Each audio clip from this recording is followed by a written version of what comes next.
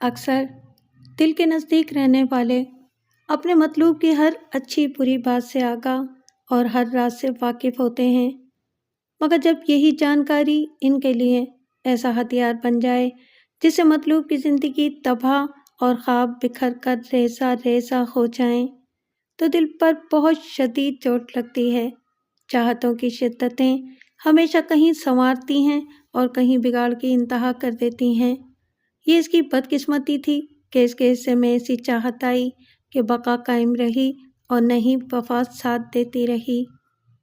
السلام علیکم لسنر، آئیے کرائم سسپینس اور تھرل سے بھرپور ایک نئی کہانی سنتے ہیں جس کا عنوان ہے مضبوط فیصلے اور جس کی مصنفہ ہیں مریم کے خان۔ تو آئیے شروع کرتے ہیں۔ بارش بہت تیز تھی اور حادثہ بہت شدید تھا۔ کئی ٹن وزنی ریل کے انجن نے اس مضبوط گاڑی کے پرخچے اڑا دیے تھے۔ کم سے کم اگلا حصہ تو بالکل تباہ ہو گیا تھا۔ گاڑی کے پرزے چاروں طرف بکھرے ہوئے تھے۔ ایک طرف ایک مرد کی شکستہ لاش پڑی تھی۔ اس سے کچھ دور گاڑی کی نشست کے ساتھ بندھی اور اس سے چپک جانے والی عورت کی لاش تھی۔ یہ حصہ بھی گاڑی سے الگ ہو گیا تھا۔ شاید تیسری لاش ایک نوجوان لڑکی کی تھی جو گاڑی کے بچ جانے والے عقبی حصے کے کھلے دروازے سے سر کے بل الٹی باہر تک آ رہی تھی۔ اوپر سے برستا پانی اس کے خون کے ساتھ مل کر نیچے گر رہا تھا۔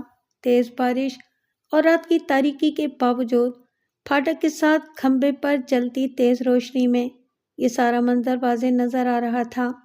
ریل لائن کے ساتھ ہی ایک کار صحیح سالم کھڑی تھی اور اس کے ساتھ کھڑا نوجوان بارش میں بھیگتا ہوا موبائل پر ریسکیو والوں کو کال کر کے حادثے کی اطلاع دے رہا تھا۔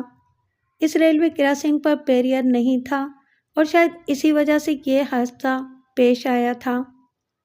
اعلیٰ درجے کے ہائی وے ریسٹورانٹ میں پھولدار پودوں کے بڑے گملوں سے گھری اس میز پر 4 افراد تھے، ایک معمر مرد اور ایک معمر عورت، ان کے ساتھ ایک نوجوان لڑکی اور ایک نوجوان لڑکا۔ وہ سب میز پر سجے ہوئے ڈنر سے انصاف کرتے ہوئے آپس میں گفتگو کر رہے تھے۔ معمر جوڑا میاں بیوی کا تھا۔ نوجوان لڑکی فرحانہ ان کی بیٹی تھی اور نوجوان لڑکا عامر ان کی بیٹی کا امیدوار تھا۔ فرحانہ نے حال ہی میں گریجویشن کے امتحان میں کامیابی حاصل کی تھی۔ یہ ڈنر اصل میں اسی خوشی میں تھا، مگر ڈنر سے ایک دن پہلے فرحانہ نے ماں باپ سے کہا کہ وہ ان سے کسی کو ملانا چاہتی ہے۔ پھر ماں کے توسط سے اس نے ان پر واضح کر دیا کہ وہ عامر کو پسند کرتی ہے اور اس سے شادی کرنا چاہتی ہے۔ ریاض علی ملک ایک روشن خیال اور اوپری طبقے کے انسان تھے جو شخصی آزادی پر پورا یقین رکھتے تھے۔ ان کی بیگم ریحانہ بھی ہم خیال تھی۔ فرحانہ ان کی اکلوتی اولاد تھی اور وہ اسے ہر صورت خوش دیکھنا چاہتے تھے، مگر یہ اطلاع ان کے لیے غیر متوقع تھی کیونکہ فرحانہ نے آج تک اشارتاً بھی نہیں کہا تھا کہ وہ کسی کو پسند کرتی ہے، اور اب وہ کہہ رہی تھی کہ وہ کسی لڑکے کو پسند کرتی ہے اور اسے شادی بھی کرنا چاہتی ہے۔ ریاض اور ریحانہ نے آپس میں مشورہ کیا اور فیصلہ کیا کہ فرحانہ کو کوئی ناگوار تاثر نہیں دینا چاہیے، مگر وہ اس رشتے کے بارے میں اپنی رائے کا اظہار ضرور کریں گے۔ اسی سوچ کے ساتھ وہ شہر سے ذرا فاصلے پر اس ریسٹورانٹ تک آئے۔ ریاض علی اکثر دارالحکومت سے صوبائی دارالحکومت جاتے ہوئے موٹر وے سے ذرا دور اس ریسٹورانٹ میں کھانے کے وقت ضرور رکتے تھے۔ انہیں یہاں کا ماحول اور ڈشز بہت پسند تھیں۔ دوست احباب اور رشتہ داروں کو بھی اکثر وہ یہاں کھانے پر مدعو کرتے رہتے تھے۔ فرحانہ نازک قد و خال اور گلابی رنگت والی بہت پیاری سی لڑکی تھی۔ قد دراز اور جسم چھریرا تمام نسوانی خوبیوں سے بھرپور تھا۔ اس کی عمر 20 سال سے ذرا اوپر تھی، مگر وہ اپنے معصومانہ نقوش کی وجہ سے 17-18 سے زیادہ کی نہیں لگتی تھی۔ ریاض اور ریحانہ کو اپنی بیٹی کی خوبصورتی پر بڑا ناز تھا۔ ان کے خیال میں اس کے لیے شوہر بھی ایسا ہی خوبرو ہونا چاہیے۔ جب عامر سامنے آیا تو انہیں دل ہی دل میں تسلیم کرنا پڑا کہ فرحانہ نے اس معاملے میں ان کی پسند کا خیال رکھا تھا۔ سرخی مائل سفید رنگت، اور کسی قدر لمبے براؤن بالوں کے ساتھ وہ خوبصورت اور مضبوط جسامت والا نوجوان تھا۔ اس نے ہلکے نیلے رنگ کا سوٹ پہن رکھا تھا، آنکھیں بہت نرم تاثر لیے ہوئے تھیں۔ فرحانہ نے اس کا تعارف کرایا۔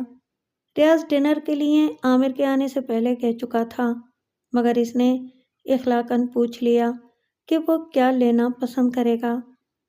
یہی سب، عامر نے مینیو دیکھ کر کہا۔ اتفاق سے یہ سب مجھے پسند ہے۔ ڈنر کا آغاز ہوا تو ریاض اور ریحانہ نے سرسری سے انداز میں عامر سے اس کے بارے میں سوالات شروع کیے۔ اس نے بتایا کہ وہ آٹو انجینئر ہے اور اپنی ورک شاپ چلاتا ہے۔ اس کی ورک شاپ دارالحکومت کے ایک پوش سیکٹر کے کمرشل ایریے میں تھی۔ اس کی رہائش اسی سیکٹر کے ایک اپارٹمنٹ میں تھی جو اس نے حال ہی میں خریدا تھا۔ اس کا خاندان دوسرے شہر میں تھا۔ فرحانہ سے اس کی ملاقات اسی کی ورک شاپ پر ہوئی تھی۔ اس نے بھی سرسری سے انداز میں بتایا کہ وہ بہت دولت مند نہیں ہے، مگر اتنا خوشحال ضرور ہے کہ ایک بیوی کو تمام تر آسائشوں کے ساتھ رکھ سکے۔ مگر ریحانہ اور ریاض نے اس کی بات کو خاص اہمیت نہیں دی۔ ریاض علی ایک ارب پتی صنعت کار تھا اور اس کے نزدیک ایک آٹو انجینئر یقیناً اس کی اکلوتی بیٹی کے لائق نہیں تھا، مگر وہ بات کو احسن طریقے سے اپنے انجام تک پہنچانا چاہتا تھا۔ اس لیے دوران ڈنر وہ صرف سوالات تک محدود رہا۔ فرحانہ اپنے ماں باپ کو اچھی طرح جانتی تھی، اس لیے وہ کھٹک گئی تھی، مگر خاموشی سے کھاتی رہی۔ ڈنر ختم ہوا تو ویٹرز پلیٹیں اٹھانے لگے۔ ان کا رش ختم ہوا تو ریاض علی نے پہلے اپنی کوٹ کی جیب سے ایک جدید ترین آئی فون نکال کر فرحانہ کی طرف بڑھایا۔ یہ تمہاری ماما اور میری طرف سے تمہارے پاس ہونے کا گفٹ ہے۔ Thank you mama. Thank you papa. Farhana نے بنا کسی خاص خوشی کے اظہار کے آئی فون لے لیا۔ ریاض علی نے باکس سے ایک سگار نکال کر سلگایا اور دھیمے لہجے میں کہا، عامر، تم سے مل کر خوشی ہوئی کہ تم بہت کم عمری میں اپنے پیروں پر کھڑے ہو، اپنا بزنس چلا رہے ہو۔ یقیناً آنے والے دنوں میں تم بہت آگے جاؤ گے۔ اس حوالے سے ہمیں تمہارے رشتے پر کوئی اعتراض نہیں ہے، لیکن کیا؟ عامر نے پوچھا۔ اس کا جواب ریحانہ نے دیا۔ لیکن ہم چاہتے ہیں کہ فرحانہ اپنی تعلیم مکمل کرے اور اس کے بعد اپنا گھر بسائے۔ موم، میں نے گریجویشن کر لیا ہے، فرحانہ بولی۔ ہاں، مگر گریجویشن آج کل کچھ بھی نہیں ہے۔ ہم چاہتے ہیں کہ تم کم سے کم MBA کرو۔ ان پروفیشنل سینس، ہمارا جو کچھ ہے وہ تمہارا ہے اور ہمارے بعد تم نے ہی سب ہینڈل کرنا ہے۔ فرحانہ احتجاج کرنا چاہتی تھی، مگر عامر نے اس سے پہلے کہا، ایک عورت کو گھر چلانے کے لیے جتنی تعلیم چاہیے ہوتی ہے، فرحانہ یقیناً اس سے زیادہ تعلیم یافتہ ہے۔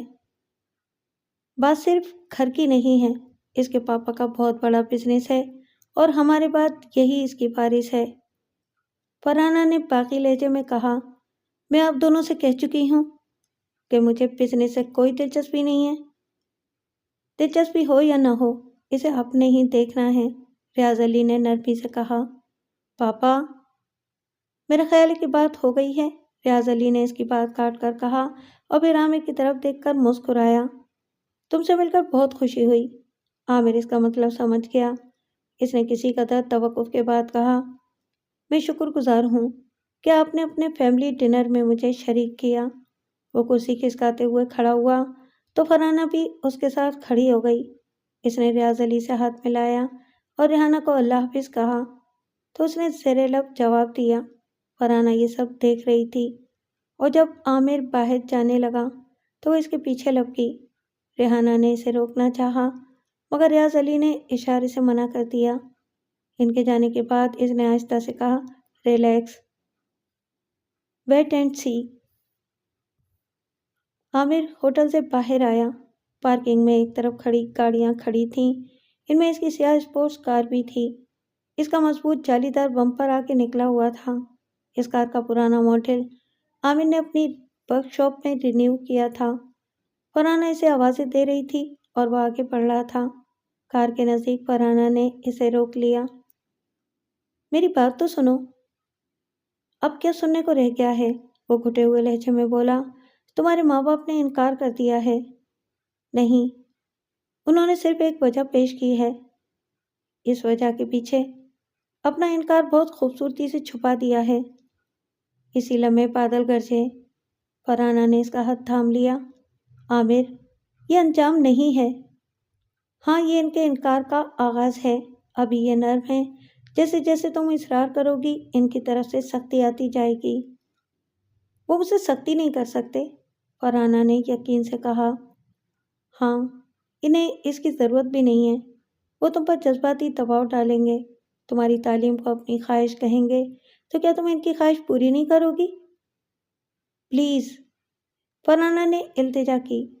اسی لمحے آسمان جیسے پھٹ پڑا اور بہت تیز بارش ہونے لگی۔ وہ دونوں بھاگتے ہوئے شیڈ تک آئے۔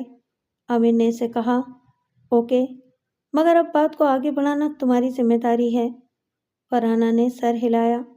تم فکر مت کرو، میں ماما پاپا کو ہینڈل کر لوں گی، وہ مجھ سے محبت کرتے ہیں۔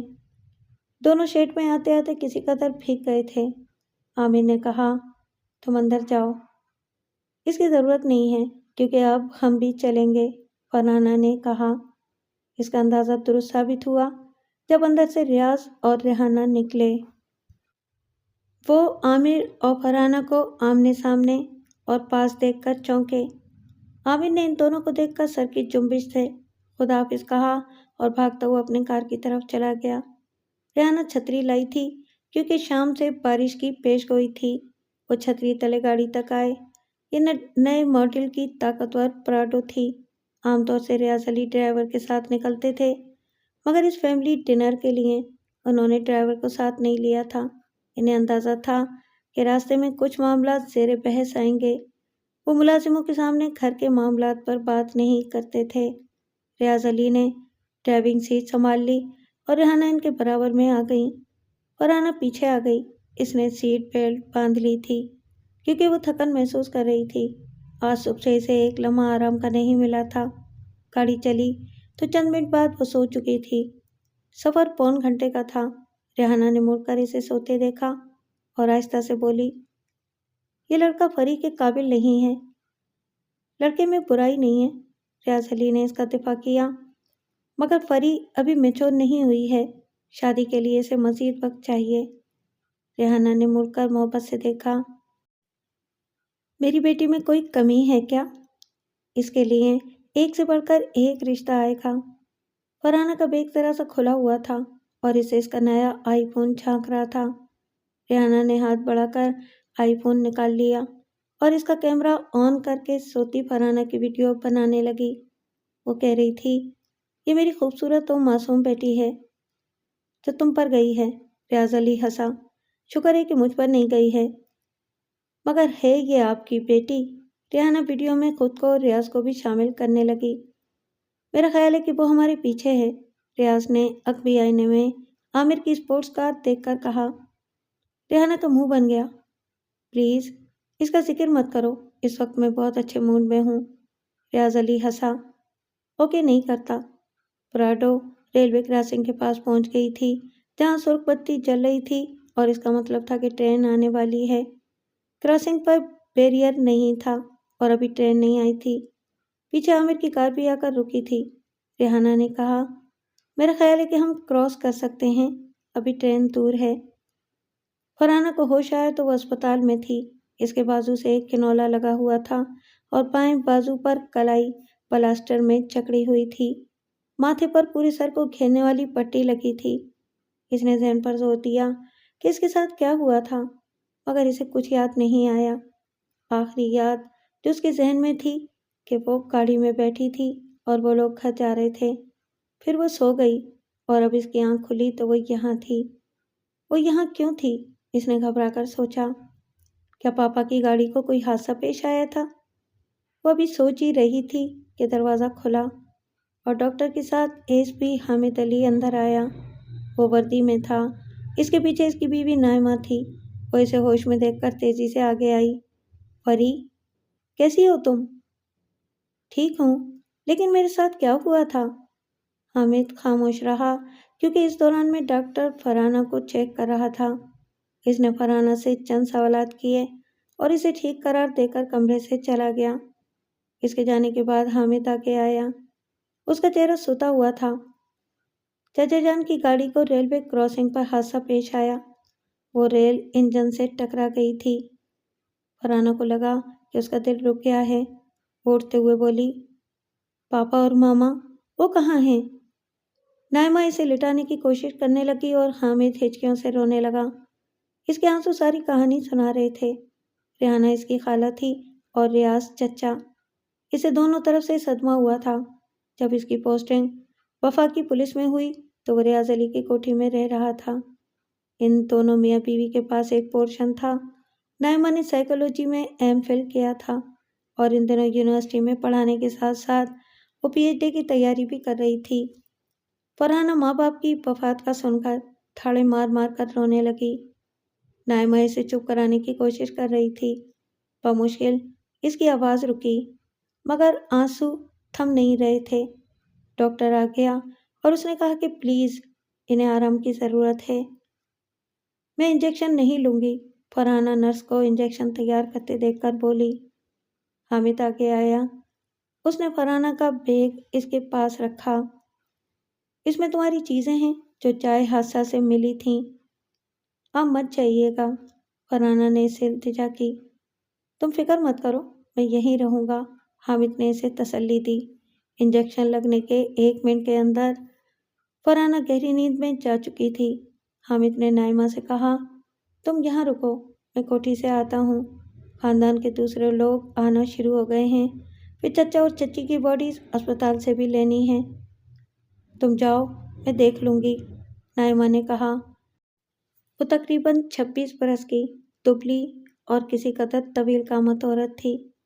اس کا چہرہ استخوانی تاثر دیتا تھا، مگر اس میں ایک خاص نوع کی کشش تھی۔ رشتے میں وہ حامد کی دور کی خالہ زاد تھی۔ ان کا رشتہ خاندان والوں کی مرضی سے ہوا تھا۔ اس خاندان میں زیادہ تر شادیاں آپس میں ہوتی تھیں۔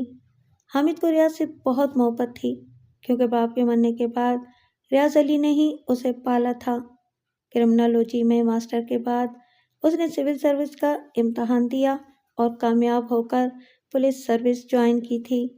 ریاض علی کی خواہش تھی کہ وہ بزنس میں اس کے ساتھ شامل ہو، مگر جب اس نے سروس کرنے کا فیصلہ کیا تو ریاض علی نے کوئی رکاوٹ نہیں ڈالی۔ وہ اس پر بیٹے کی طرح اعتماد کرتا تھا۔ حامد فرحانہ سے 10 سال بڑا تھا۔ 1 سال پہلے ریاض اور ریحانہ نے اس سے فرحانہ کے لیے بات کی تھی، مگر اس نے اسی وقت واضح کر دیا تھا کہ فرحانہ اس کے لیے صرف بہن ہے اور وہ ساری عمر اس کی بہن رہے گی۔ یہ بات فرحانہ کے علم میں نہیں تھی، جو حامد کو بچپن سے بھائی سمجھتی اور کہتی آئی تھی۔ فرحانہ یونیورسٹی سے نکل رہی تھی تو شام ہو گئی۔ آج کلاسز سے زیادہ اس کا وقت لائبریری میں گزرا تھا۔ ماسٹر کا آخری سیمسٹر قریب تھا۔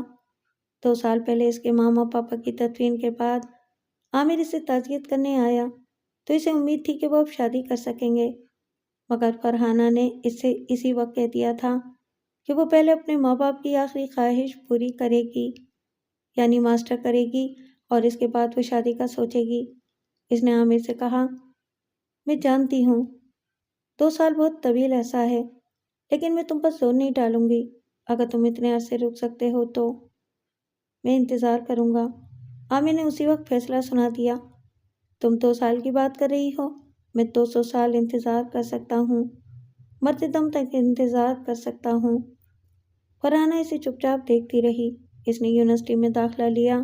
گریجویشن میں اکنامکس اس کا مضمون تھا، مگر ماسٹر کے لیے اس نے سوشیالوجی چنا۔ ویسے اس کی کلاسز صبح ہوتی تھیں، مگر کچھ اچھے لیکچررز دوپہر اور شام کے وقت آتے تھے، اس لیے کبھی کبھی اسے یونیورسٹی میں دیر ہو جاتی تھی۔ اس دن بھی وہ نکلی تو شام ہو چکی تھی اور سردیوں کے مختصر دن تیزی سے رات میں ڈھل جاتے تھے۔ وہ پارکنگ تک آئی اور گاڑی کا دروازہ کھول رہی تھی کہ اسے لگا کہ کوئی اسے دیکھ رہا ہے۔ اس نے چونک کر آس پاس دیکھا تو باڑ کے پاس اسے ایک ہیولا سا نظر آیا، اور جیسے ہی فرحانہ نے اسے دیکھا وہ تیزی سے باڑ کے پیچھے روپوش ہو گیا۔ اس نے اپر پہن رکھا تھا اور اس کا سرپوش اس کے سر پر تھا۔ اس لیے فرحانہ اس کی صورت دیکھنے میں ناکام رہی، لیکن تھا وہ کوئی لڑکا ہی، کم سے کم جسامت سے تو ایسا ہی لگا تھا۔ فرحانہ ڈر گئی۔ وہ جلدی سے گاڑی میں بیٹھی اور گھر کے لیے روانہ ہو گئی۔ وہ گھر پہنچی تو حامد علی اسے لاؤنج میں مل گیا۔ وہ کافی کا مگ تھامے کسی سوچ میں گم تھا۔ فرحانہ کو دیکھ کر اس نے کہا، آج تم نے دیر کر دی؟ ہاں، لائبریری میں دیر ہو گئی۔ فرحانہ بیگ رکھ کر اس کے سامنے والے صوفے پر بیٹھ گئی اور ناک سکیڑ کر بولی، کافی؟ اف، مجھے اس وقت کافی کی کتنی شدید خواہش ہے۔ میں نے خود بنائی ہے، تمہارے لیے بھی بناتا ہوں۔ حامد نے پیشکش کی اور اٹھ کر کچن والے حصے میں آیا۔ فرحانہ میز پر ٹک گئی۔ تم کچھ پریشان لگ رہی ہو؟ حامد کی بات پر فرحانہ چونکی۔ نہیں، پریشان تو نہیں ہوں، لیکن آج ایک عجیب واقعہ پیش آیا۔ میں یونیورسٹی سے نکل رہی تھی اور اپنی کار میں بیٹھنے لگی تو میں نے ایک اپر پہنے شخص کو دیکھا۔ مجھے لگا وہ میری نگرانی کر رہا ہے۔ حامد چونکا۔ نگرانی؟ یہ احساس کیوں ہوا؟ پتہ نہیں، میں نے جب دیکھا تو اس نے فوراً جھاڑیوں میں پیچھے چھپنے کی کوشش کی۔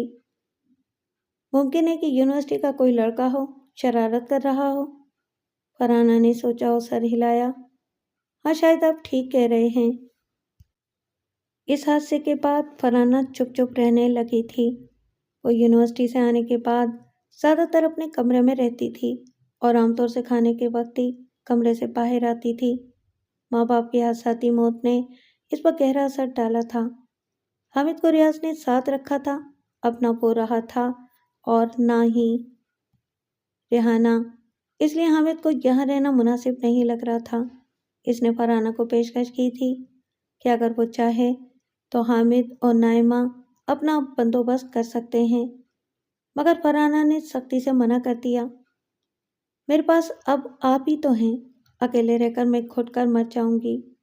ریاض علی کی گیس کے گھریلو آلات بنانے کی فیکٹری تھی، جس کی مصنوعات ایک مشہور برانڈ کے تحت فروخت کی جاتی تھیں۔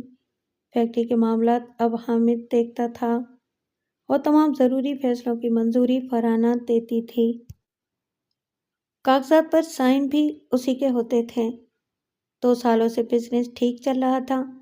جنرل مینیجر اور دوسرا اسٹاف ریاض علی کے پرانے اور بااعتماد افراد پر مشتمل تھا، جو ابھی تک بزنس کو بہترین انداز میں چلا رہے تھے۔ فرحانہ مطمئن تھی کہ اسے اس طرف توجہ نہیں دینا پڑتی تھی۔ اس نے ابھی اپنے مستقبل کے بارے میں کوئی فیصلہ نہیں کیا تھا۔ اس کی ساری توجہ ماسٹر مکمل کرنے پر تھی۔ حامد نے اس کے سامنے کافی کا مگ رکھا تو وہ چونکی۔ اس نے شکریہ کہہ کر مگ اٹھا لیا۔ حامد نے کہا، تم نے اپنے مستقبل کے بارے میں سوچا؟ نہیں، وہ بولی۔ حامد نے اس کے شانے پر ہاتھ رکھا۔ میرا خیال ہے کہ تمہیں تبدیلی کی ضرورت ہے، تم اس بارے میں سوچو۔ فرحانہ حامد کا مطلب سمجھ رہی تھی۔ وہ پہلے بھی اسے ڈھکے چھپے انداز میں مشورہ دے چکا تھا کہ اب اسے شادی کے بارے میں سوچنا چاہیے۔ اسی لمحے نائمہ باہر سے آئی۔ وہ انہیں دیکھ کر ٹھٹکی اور پھر آگے آئی۔ حامد نے اس سے پوچھا، تم بھی کافی پیو گی؟ کیوں نہیں؟ وہ تھکے تھکے انداز میں کرسی پر ٹک گئی۔ آج بہت تھکا دینے والا دن تھا، 3 لیکچر اور پھر اپنے وائوا کی تیاری۔ اس نے فرحانہ کی طرف دیکھا۔ اور تم سناؤ؟ وہ زبردستی مسکرائی۔ میں ٹھیک ہوں۔ حامد نے اس کے لیے ایک کافی بنا کر میز پر رکھی اور لاؤنج کی طرف چلا گیا۔ اس نے ٹی وی آن کر لیا تھا۔ نائمہ نے کسی قدر طنزیہ انداز میں کہا، اسے بیوی کے پاس بیٹھنا گوارا نہیں ہے۔ فرحانہ پہلے ہی خفیف ہو رہی تھی۔ اس نے کہا کہ تم جا کر بیٹھ جاؤ۔ میں اسی کے پاس تو آئی تھی، وہ تلخ لہجے میں بولی اور اپنا مگ اٹھا کر سیڑھیوں کی طرف بڑھ گئی۔ فرحانہ محسوس کر رہی تھی کہ پچھلے کچھ عرصے سے نائمہ کا رویہ عجیب سا تھا اور وہ اکثر یوں بات کرتی تھی جیسے اسے یا حامد کو کچھ سنا رہی ہو۔ فرحانہ نے پہلے توجہ نہیں دی تھی، مگر جب کئی بار ایسا ہوا تو وہ توجہ دینے پر مجبور ہو گئی۔ پھر وہ بھی اپنا مگ اٹھا کر اپنے کمرے کی طرف بڑھ گئی۔ نیچے کا پورشن اس کا تھا، اوپر والا مکمل پورشن حامد اور نائمہ کے پاس تھا۔ نائمہ زیادہ تر اپنے پورشن تک محدود رہتی تھی۔ البتہ حامد دونوں حصوں میں آزادانہ گھومتا پھرتا تھا۔ کوٹھی میں 4 مستقل ملازم تھے، ایک گارڈ، ایک مالی، ایک خادمہ اور ایک باورچی جو اسی خادمہ کا شوہر تھا۔ یہ تمام افراد سروینٹ کوارٹرز میں رہتے تھے۔ فرحانہ کے پاس نئی کار تھی۔ ریاض علی نے حادثے سے چند مہینے پہلے ہی اسے دلائی تھی۔ فرحانہ نے اسے بہت اچھی طرح استعمال کیا تھا اور آج تک اس پر ایک اسکریچ تک بھی نہیں آیا تھا۔ عامر ورک شاپ میں ایک گاڑی کا انجن دیکھ رہا تھا۔ یہ بہت مہنگی اور اعلیٰ درجے کی گاڑی تھی۔ اس کی ورک شاپ میں عام طور سے ایسی ہی گاڑیاں مرمت کے لیے آتی تھیں۔ اس کے علاوہ بھی وہ اچھی قسم کی پرانی یا حادثہ شدہ گاڑیاں لے کر ان کو ریکنڈیشن کر کے فروخت کرتا تھا۔ فروخت کے لیے اس نے سڑک کے پار موجود آٹو شو روم کے مالک ممتاز ہاشمی سے معاہدہ کر رکھا تھا۔ ممتاز ہاشمی اسی علاقے میں رہتا تھا اور اپنے بیٹے بلال کے ساتھ بزنس چلا رہا تھا۔ یہ سڑک اسی قسم کے کاموں کے لیے مخصوص تھی۔ یہاں کئی شو روم اور ورک شاپس تھیں۔ عقب میں کوئی گاڑی رکی اور پھر دروازہ بند ہونے کی آواز آئی تو عامر مڑے بغیر جان گیا کہ فرحانہ آئی ہے۔ اس نے پوچھا، آج کیسے نصیب جاگ گئے میرے؟ تم جان گئے؟ فرحانہ اس کے پاس آئی۔ ہاں، تم جو مخصوص خوشبو لگاتی ہو وہ تمہاری اپنی خوشبو سے مل کر منفرد ہو جاتی ہے۔ میں نے اسے پہچان لیا۔ فرحانہ کا رنگ گلابی ہوا۔ تمہیں انجینئرنگ کی بجائے شاعری پڑھنی چاہیے تھی۔ اب پڑھ رہا ہوں، عامر نے ہاتھ صاف کرتے ہوئے کہا۔ کہو کیسے آنا ہوا؟ میری کار کے بریک کچھ مسئلہ کر رہے ہیں، وہ بولی۔ لگانے پر ذرا دیر سے لگتے ہیں۔ عامر اس کی کار تک آیا۔ اس نے بریک سسٹم کا معائنہ کیا اور چند منٹ میں فالٹ پکڑ لیا۔ ڈسک ذرا لوز ہو گئی تھی۔ اس نے ٹائٹ کی اور فرحانہ سے ٹائر لینے کو کہا۔ اس نے کار چلا کر چیک کی۔ بریک ہر بار درست لگے۔ وہ واپس پلٹ کر آئی۔ اب اوکے ہے۔ لیکن میں اوکے نہیں ہوں۔ عامر کھڑکی پر جھکا۔ تمہارا فائنل سیمسٹر نزدیک ہے؟ فرحانہ نے اس سے آنکھیں چرائیں۔ ہاں۔ اس کے بعد؟ ابھی میں نے سوچا نہیں۔ تو سوچو، عامر نے اصرار کیا۔ تم نے اپنے ماما پاپا کی خواہش پوری کر دی ہے۔ ہاں، وہ پوری ہو گئی ہے۔ تب پھر؟ فرحانہ نے اس کی طرف دیکھا اور مسکرائی۔ سوچوں گی۔ فرحانہ نے گاڑی آگے بڑھائی تو اس کی نظر بلال پر گئی۔ بلال نے اسی یونیورسٹی سے MBA کیا تھا جہاں وہ پڑھ رہی تھی، اور بلال 6 مہینے پہلے ڈگری ہولڈر ہوا تھا۔ یونیورسٹی میں اس سے سامنا ہوتا رہتا تھا، مگر فرحانہ کی اس سے زیادہ ہیلو ہائی نہیں تھی۔ وہ اس کی طرف ہی دیکھ رہا تھا۔ یونیورسٹی میں فرحانہ نے محسوس کیا کہ بلال اس سے بات کرنا چاہتا ہے، مگر وہ اس کی ہمت نہیں کر پاتا تھا۔ وہ خوش شکل اور اچھی جسامت کا نوجوان تھا، لیکن لڑکیوں سے گھبراتا تھا۔ فرحانہ کی ساتھی لڑکیاں جو ذرا شوقین مزاج تھیں، ان کے الفاظ میں بلال تپّو لڑکا تھا۔ آج کل لڑکیاں اس قسم کے لڑکوں کو پسند نہیں کرتی تھیں۔ آج کے دن بھی مصروفیت بہت زیادہ تھی۔ ان کے گروپ کا ایک وزٹ تھا۔ وہ ایک کچی آبادی گئے تھے جہاں انہیں عورتوں کو صاف پانی کی اہمیت اور پینے کے پانی کو صاف کرنے کے طریقوں پر سمجھانا تھا۔ وہ شام تک وہیں رہے تھے۔ ان کے گروپ کے لڑکے سامان لے کر گئے تھے اور انہوں نے آبادی کے لیے موجود کنویں کو لکڑی کی مدد سے یوں ڈھانپ دیا کہ اب کوئی چیز کنویں میں نہیں جا سکتی تھی۔ لڑکیاں آبادی کی عورتوں کو بتا رہی تھیں کہ وہ کن عام طریقوں پر عمل کر کے خود کو اور اپنے گھر والوں کو پانی سے پھیلنے والی بیماریوں سے بچا سکتی تھیں۔ یہ وزٹ ان کی تھیسس کا ایک حصہ تھا۔ فرحانہ شام کو وہاں سے نکلنے لگی تو اس کی ایک دوست بھی اس کے ساتھ تھی۔ وہ ایک عام سے گھرانے سے تعلق رکھتی تھی اور اس کے پاس ذاتی کنوینس نہیں تھی۔ فرحانہ اسے ڈراپ کرتی۔ گھر پہنچ کر اس نے اصرار کر کے فرحانہ کو ایک کپ چائے پر روک لیا۔ فرحانہ وہاں سے نکلی تو تاریکی چھا گئی تھی۔ وہ گھر کی طرف روانہ ہوئی تو راستے میں حامد کی کال آ گئی۔ تم کہاں ہو؟ راستے میں، اس نے جواب دیا۔ آج وزٹ تھا، ابھی فارغ ہوئی ہوں۔ اوکے۔ حامد نے اتنا کہا تھا کہ فرحانہ کی نظر اب بھی آئینے پر گئی اور اس کے منہ سے چیخ نکلی۔ گاڑی لہرائی اور فٹ پاتھ پر چڑھ کر گرین بیلٹ کے ساتھ لگی لوہے کی گرل سے جا ٹکرائی۔ حامد اور نائمہ آپس میں بات کر رہے تھے۔ نائمہ کہہ رہی تھی۔ حادثے کے اثرات ابھی تک پوری طرح اس کے ذہن سے نکلے نہیں ہیں۔ اس کا ان اثرات سے کوئی تعلق نہیں ہے، حامد بولا۔ کوئی گاڑی کی پچھلی نشست پر تھا، کیونکہ فٹ میٹ پر مٹی کے نشانات موجود ہیں۔ ممکن ہے وہ پہلے کی ہو۔ مٹی تازہ اور نم تھی۔ تب وہ آدمی کہاں گیا؟ حادثے کے بعد کچھ دیر کے لیے فرحانہ کے حواس گم ہو گئے تھے۔ اس سے فائدہ اٹھا کر وہ فرار ہو گیا۔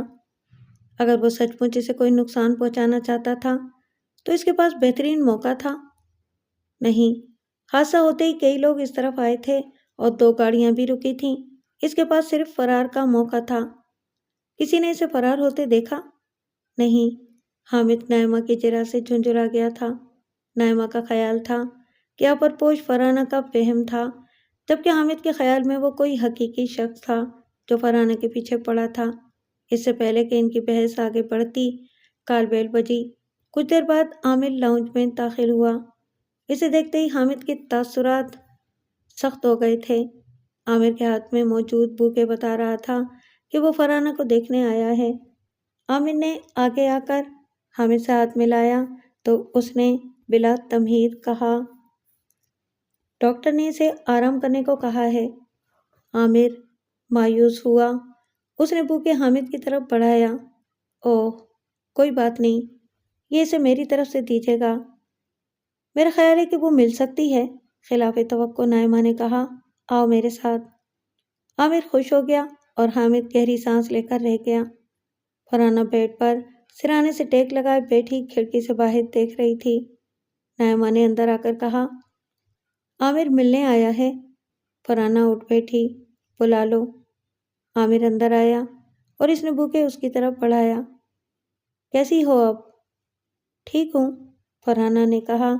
اسے نائمہ کی موجودگی سے بے چینی ہو رہی تھی۔ اس نے بھانپ لیا اور بولی، عامر، تمہارے لیے چائے کافی کیا بھجواؤں؟ نو تھینکس، اس نے کہا، میں زیادہ دیر نہیں رکوں گا۔ نائمہ دروازہ بند کرتی ہوئی چلی گئی۔ عامر نے اب نظر جما کر فرحانہ کو دیکھا تو اس کا رنگ سرخ ہونے لگا۔ ہوا کیا تھا؟ بہت اچانک ہوا۔ میں گھر آ رہی تھی اور حامد بھائی کی کال آئی تھی کہ میں نے بیک مرر میں ایک اپرپوش کو بیک سیٹ پر دیکھا۔ میں بدحواس ہو گئی اور اسی میں گاڑی فٹ پاتھ پر چڑھ کر لوہے کے جنگلے سے ٹکرا گئی۔ میرا سر اسٹیئرنگ پر لگا اور مجھے ہوش نہیں رہا۔ کتنی دیر بے ہوش رہیں؟ مشکل سے 1 منٹ۔ جب تمہیں ہوش آیا تو پچھلی سیٹ پر کوئی نہیں تھا۔ وہ جو بھی تھا اس موقع سے فائدہ اٹھا کر بھاگ چکا تھا۔ عامر ہچکچایا۔ پری، ممکن ہے کہ یہ تمہارا وہم ہو؟ فرحانہ کو غصہ آ گیا۔ خدا کے لیے تم مجھے نائمہ کی طرح نفسیاتی مریض مت سمجھو۔ نائمہ؟ وہ چونکا۔ فرحانہ نے سر ہلایا۔ اس کا خیال ہے کہ میں اس کی بات سے بے خبر ہوں، مگر میں جانتی ہوں وہ سمجھ رہی ہے کہ اپرپوش میرا وہم ہے اور اس کا حقیقت میں کوئی وجود نہیں ہے۔ تمہارا کیا خیال ہے وہ گاڑی میں کیسے آیا؟ وہ میرا پیچھا کر رہا ہوگا، اور جب میں اپنی کلاس فیلو کو اس کے گھر چھوڑ کر ڈراپ کرتی ہوئی کچھ دیر کے لیے اندر گئی تو اسے گاڑی میں گھسنے کا موقع مل گیا۔ عامر نے سر ہلایا۔ پولیس نے گاڑی میری ورک شاپ میں پہنچا دی ہے۔ اس کے پیچھے دونوں دروازوں کے لاک درست حالت میں پائے گئے ہیں۔ یہ کوئی مشکل کام نہیں ہے، فرحانہ بولی۔ وہ اترتے ہوئے بٹن دبا کر دروازہ لاک کر سکتا تھا۔ مین لاک بھی ٹھیک ہے اور اس میں گڑبڑ کے آسان نہیں ہے۔ فرحانہ کسی قدر جھنجھلا گئی۔ میں کیا کہہ سکتی ہوں، مگر میں نے جو دیکھا مجھے اس پر پورا یقین ہے۔ میں تمہیں غلط نہیں سمجھ رہا، عامر نے نرمی سے کہا۔ میں صرف اتنا بتا رہا ہوں کہ اس نے کوئی نشان نہیں چھوڑا ہے۔ حامد بھائی نے بتایا ہے کہ فٹ میٹ پر تازہ مٹی کے نشان ملے ہیں، مگر اس سے اس شخص کی نشاندہی نہیں ہوگی۔ آخر وہ کیوں تمہارے پیچھے پڑ گیا ہے؟ میں نہیں جانتی، مگر اب میرے دل میں خوف بیٹھ گیا ہے۔ میں شاید پہلے کی طرح بے خوفی سے باہر نہیں جا سکوں گی۔ عامر نے بیڈ کے کنارے بیٹھتے ہوئے اس کا نازک ہاتھ اپنے مضبوط ہاتھ میں لے لیا۔ میرے ہوتے ہوئے تمہیں کسی سے ڈرنے کی ضرورت نہیں ہے۔ اگر تمہیں مسئلہ ہو تو مجھے ایک کال کر دینا، میں جہاں بھی ہوا آ جاؤں گا۔ فرحانہ نے آگے ہو کر اس کے سینے پر سر رکھ دیا۔ عامر، مجھے تمہارا بہت سہارا ہے۔ عامر نے اس کے بال سہلائے۔ میں جانتا ہوں اور اسی لیے چاہتا ہوں کہ تم جلد از جلد میری زندگی میں آ جاؤ تاکہ میں ہر طرح سے تمہاری دیکھ بھال اور حفاظت کر سکوں۔ بس میرے پیپرز ہو جائیں پھر میں جلد فیصلہ کر لوں گی۔ فرحانہ نے اس سے وعدہ کیا۔ اسی لمحے دروازہ کھلا اور حامد اندر آیا تو فرحانہ جلدی سے حامد سے دور ہو گئی اور وہ کھڑا ہو گیا۔ حامد کا چہرہ تن گیا تھا مگر اس نے صرف اتنا کہا، پری تمہیں آرام کی ضرورت ہے۔ اوکے میں چلتا ہوں، عامر نے کہا۔ بھائی، فرحانہ بولی اور عامر باہر نکل آیا۔ حامد اس کے پیچھے تھا۔ وہ دروازے تک اس کے ساتھ آیا اور اسے روک کر کہا، میری بات سنو۔ عامر اس کی طرف مڑا، کہیے ایس پی صاحب۔ فرحانہ میری بہن نہیں ہے لیکن بہن جیسی ہی ہے اور کوئی بھائی پسند نہیں کرتا کہ کوئی ایسا شخص اس کی بہن کے نزدیک آئے جو اس کا استحقاق نہیں رکھتا ہو۔ میری بات سمجھ رہے ہو نا؟ سمجھ رہا ہوں، بس تو آئندہ اس کا خیال رکھنا۔ عامر باہر نکل گیا اور حامد نے دروازہ بند کر لیا۔ وہ مڑا تو نائمہ نزدیک ہی کھڑی تھی۔ اس نے کہا، تم فرحانہ کے معاملے میں کچھ زیادہ ہی حساس ہو رہے ہو۔ وہ کوئی بچی تو نہیں ہے۔ تم نے ٹھیک کہا، لیکن ہماری ایک تہذیب اور رسم و رواج ہیں، اس میں مرد و عورت کا اس قدر گھلنا ملنا اچھی بات نہیں ہے۔ حامد سیڑھیوں کی طرف جاتے ہوئے بولا، شاید تمہیں یاد ہوگا جب ہماری بات طے ہوئی تو اس کے بعد شادی تک میں نے تمہاری ایک جھلک بھی نہیں دیکھی تھی، حالانکہ ہم بچپن سے ساتھ کھیلے ہیں۔ ہاں، مگر فرحانہ شہر اور مختلف ماحول میں پلی بڑھی ہے۔ نائمہ اس کے پیچھے آئی۔ سب سے بڑھ کر وہ خود مختار ہے اور اپنی مرضی کر سکتی ہے۔ حامد نے رک کر نائمہ کو دیکھا۔ پری کے بارے میں مجھے یقین ہے کہ وہ کوئی ایسی حرکت نہیں کر سکتی جو اس کے کردار کو گرا دے۔ عامر فرحانہ کی کار کا معائنہ کر رہا تھا کہ اسے نزدیک کسی کی موجودگی کا احساس ہوا۔ اس نے نظریں اٹھا کر دیکھا تو بلال پاس کھڑا ہوا تھا۔ عامر نے ہاتھ ہلایا۔ اس نے جواباً ہاتھ ہلایا اور بولا، یہ فرحانہ کی کار ہے نا؟ عامر چونکا۔ ہاں، لیکن تم کیسے جانتے ہو؟ بلال مسکرایا۔ تم بھول رہے ہو، میں اس کے ساتھ یونیورسٹی میں پڑھ چکا ہوں اور وہ اکثر یہاں تمہاری ورک شاپ میں آتی ہے۔ میرا خیال ہے کہ وہ یہیں سے گاڑی ٹھیک کراتی ہے۔ عامر کو اس کے منہ سے فرحانہ کا ذکر اتنی بے تکلفی سے سن کر غصہ آنے لگا۔ اس نے کہا، میں صرف اس کی گاڑی ٹھیک نہیں کرتا ہوں بلکہ میں اس کا منگیتر بھی ہوں۔ بلال نے آنکھیں پھیلا کر کہا، واقعی؟ عامر کا غصہ بے قابو ہونے لگا۔ اس نے سرد لہجے میں کہا، فرحانہ سے تمہارا کوئی تعلق نہیں ہے، اس لیے بہتر ہوگا اس کا ذکر کرنے سے بھی گریز کرو۔ وہ کہہ کر اندر چلا آیا۔ فرحانہ کی گاڑی میں خاصا کام تھا۔ سامنے کا بونٹ، بمپر اور ریڈیٹر تباہ ہو گیا تھا۔ مرمت کے ساتھ ڈینٹنگ پینٹنگ کا کام بھی تھا۔ اس نے فرحانہ کو کال کی، گاڑی بننے میں 1 ہفتہ لگ جائے گا۔ کوئی مسئلہ تو نہیں ہے؟ میرے پاس ایک وٹنر ہے، ابھی مکمل کی ہے، A1 کنڈیشن میں وہ بھیج دیتا ہوں، جب تک تم اسے استعمال کرو۔ ضرورت نہیں ہے، صبح حامد بھائی مجھے چھوڑ دیں گے اور شام میں کسی کولیگ کے ساتھ آ جاؤں گی۔ عامر نے کہا، اوکے، ویسے اگر تم محسوس کرو کہ ضرورت ہے تو مجھے کال کر دینا، میں اسی وقت بھیج دوں گا۔ جب تک تمہاری گاڑی ٹھیک نہیں ہو جاتی میں اسے ہاشمی صاحب کے شو روم میں نہیں بھیجوں گا۔ تم ہاشمی صاحب کو جانتی ہو، ان کا بیٹا بلال تمہاری ہی یونیورسٹی میں پڑھ چکا ہے۔ فرحانہ نے کسی قدر توقف کے بعد کہا، جانتی ہوں، مگر سرسری سا۔ وہ تو تمہیں بہت اچھی طرح جانتا ہے۔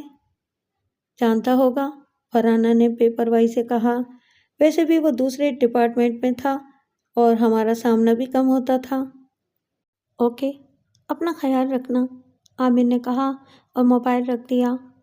وہ سڑک کے پار ممتاز ہاشمی کے شو روم کی طرف دیکھ رہا تھا، جس کے باہر نئی اور استعمال شدہ گاڑیاں کھڑی تھیں۔ ان گاڑیوں کی مالیت کروڑوں میں تھی۔ فرحانہ بیڈ پر نیم تراز ہوئی اور ریموٹ اٹھا کر ٹی وی آن کر کے چینل گھمانے لگی۔ رات کے 12 بج چکے تھے اور وہ ابھی تک جاگ رہی تھی۔ شاید اس لیے اس نے ٹی وی لگا لیا۔ ایک نیوز چینل لگایا تو رک گئی اس پر رات کی تاریکی میں آگ کا منظر دکھا رہے تھے۔ شعلوں سے لگ رہا تھا کہ آگ بہت پھیلی ہوئی ہے اور کسی بڑی جگہ لگی تھی۔ فرحانہ نے خبر سننے کے لیے آواز تیز کی۔ موقع سے خبر دینے والا رپورٹر کہہ رہا تھا، آگ 1 گھنٹہ پہلے لگی اور اس نے دیکھتے ہی دیکھتے اس پورے آٹو شو روم کو اپنی لپیٹ میں لے لیا۔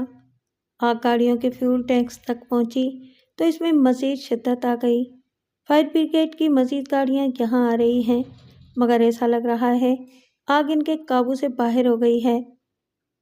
پس منظر میں فائر بریگیڈ کا سائرن بھی سنائی دے رہا تھا۔